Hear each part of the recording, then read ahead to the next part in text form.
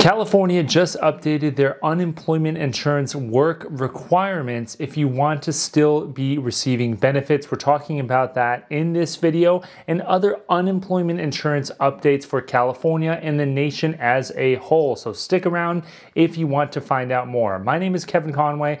I make personal finance videos and other stimulus news videos all the time. So please like this video and share it with all of those people that you think it could benefit, because things change very, very quickly. We're negotiating right now in the Senate a massive $1 trillion infrastructure package. We're going to be breaking down the details on that in the coming days as it develops. So be sure to subscribe if you're not already. Now let's get right into the very latest news with the California unemployment insurance update to start. So like I said, California is updating their requirements for you to still get your unemployment insurance benefits. Beginning on July 11th, you must begin searching for work if you want to certify a week later under your unemployment insurance benefits. They are, in other words, reinstating the requirement to search for work or apply for jobs that they previously suspended as of March of 2020 due to the pandemic and the enormous backlog of unemployment insurance claims that they had at that time. If you recall, back in 2020, California suspended their work search requirements because they had 22 million unemployment insurance claims that were pending at the time,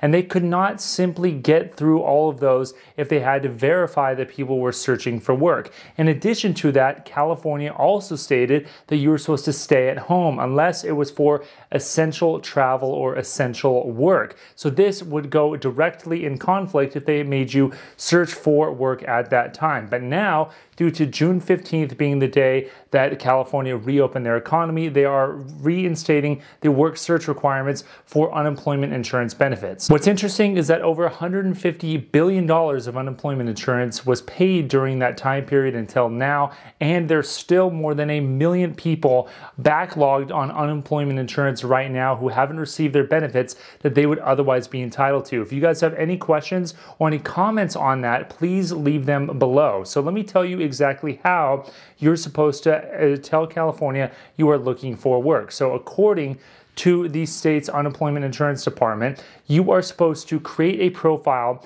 on Cal Jobs, and from there you're supposed to post a profile on a job search site. You could do that, and that satisfies your requirement to search for work. And you could do that, or you could also go and actually apply for jobs out in the real world. So you can actually go apply for jobs, and that alone will be enough to show that you are trying to actually look for work. You can also undergo training, job training, in order to get your skills up to find a suitable job. Now, it gets a little more complicated if you're a gig worker or you're self-employed. Say you drive for Uber or Lyft, or you have a side hustle or a business, a self-employed business of any sort. How are you supposed to demonstrate that you are actively searching for work? Well, California actually gives you a few different things. They say you could submit bids for contracts that you've actually tried to apply for as part of your gig economy, independent contractor sort of thing, or you could attend networking events. So you could attend events to try to drum up business for your side business or your self-employed business or your gig business, or you could participate in training for your business. All of those satisfy the work search requirements that, again, go into effect in the middle of July,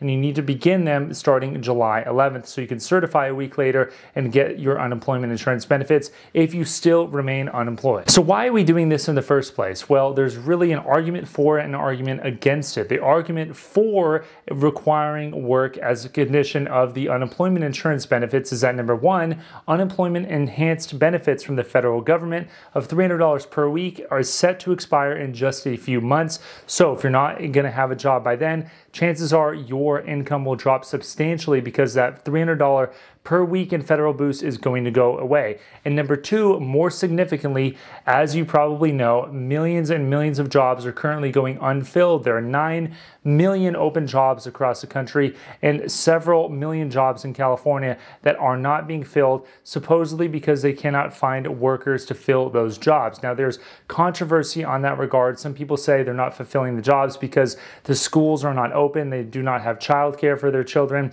or they are afraid to go back to work because of the virus is still out there. But that is the reasoning behind making this a requirement of work. We know that this is basically a requirement of all of the other states out there, not all of them, but the vast majority of those states out there, require you now to search for work as a condition of your unemployment insurance. On the other hand, some people are saying we shouldn't encourage people to actually have to go search for work at this time because California still owes them unemployment insurance. Millions of unemployment insurance claims have yet to actually be processed, so they should focus on that instead of directing their resources to actually trying to find out if other people are applying for jobs. And it's not because of any other reason other than things out of these people's control why they don't want to go into a job. Now, those are the two arguments. You make your own decision as to whether or not you think you believe in one or the other. Now, more globally, more nationally, there is a trend towards getting rid of the federal unemployment insurance boost, as I mentioned a little bit earlier.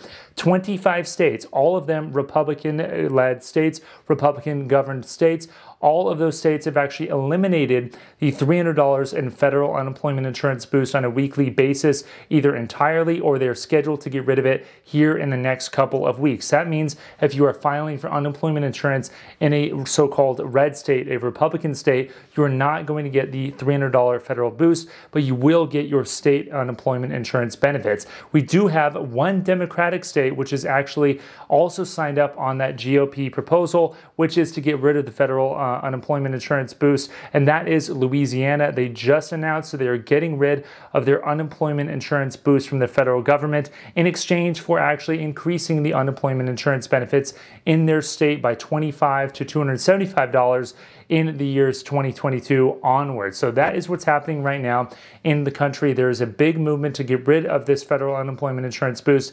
It's highly, highly, highly unlikely it gets extended past September, so be aware of that as you progress. What do you guys think of all this? Please let me know in the comments below, and I'm going to be making subsequent videos on the stimulus bills. A lot is happening. Trillions and trillions of dollars of potential spending is coming down the pipeline, including enhanced things such as tax credits for buying electric vehicles, money for nursing homes, money for children, money even potentially for stimulus checks. There's all sorts of discussions going on right now, so be sure to subscribe, like, and share this video if you want to stay informed. And I'll see you next time. Thanks.